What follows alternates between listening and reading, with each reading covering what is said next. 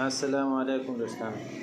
ډیرو ملګرو دا اوس چې کومه نوې وایمو راوتلې ده، نوې اپډیټس راغلی، دغه د ډیرو ټلیفونو کې کار نه کوي، ما خپل هم ټلیفون کې کار نه کوي. نو دغه مشکل به څرنګه حل کوو؟ نو اول وار به تاسې زړه وایمو بیرته کوئ را ډاونلوډ کوئ، د هغې له خپاره به ځئ کروم ته، کروم براوزر به خلاص کړئ.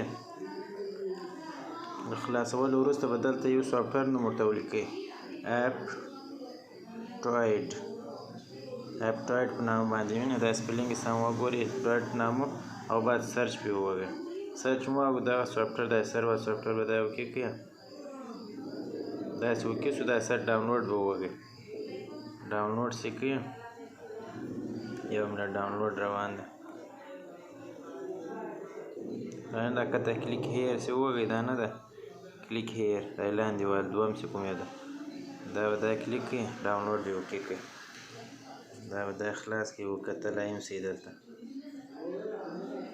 روان ده، صحیح ده، دا سرور. چې کله دا ورسېږي دغه سافټویر به انسټال کړئ ښه. اوس ورته ګورئ زه یې څرنګه انسټالوم، له هغه بعد درته انشاءالله دغه مشکل مال کېږي. دا ډېرو خلکو چې اوس وایمو اپډیټ شوی دی، زنګ نه ورته راځي، لا بیخي دا وړو ټلیفونو کې کار هم نه کوي. نو دا خلاص کړئ، انسټال به یې کړئ،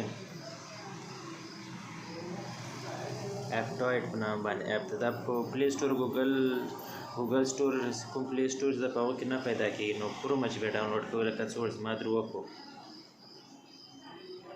نو داسې وینئ ډاونلوډ شو، بیا خلاص کړئ، دا به سکیپ ووهئ. دلته به اوس راسئ، دا سرچ علامه نه ده، دا یې لاندې به دا ما سویچ کړی، سرچ علامه به دا یې اوکې کړئ، دوی به ورته ووهئ وایمو سیم دا ورته وواله، وینئ خلاص شو. دا دوم نمبر کې به وایمو ده، دا به خالي دا یې اوکې کړئ.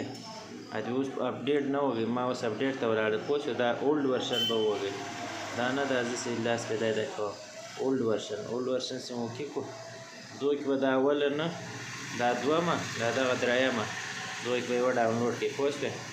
ډاونلوډ داسې مو وواهو، مثال خبردار کوم، ډاونلوډ به کړئ، هغه بعد به ته هغه کې ورکړئ خپله چې کومه نمبر ورشئ د هغه به کې ورکړئ، نو وایمو بیرته خلاص. پوه شوې، ما تر مخکې ډاونلوډ کړې ده، نو انشاءالله مشکل به مو حل شي. مشکل نه سره کوم مشکل و نو مختلف کومنټ راته لیکلی شئ، او ما واټساپ نمبر هم درلې دی کې، او باندې میسیج راته کولی شئ.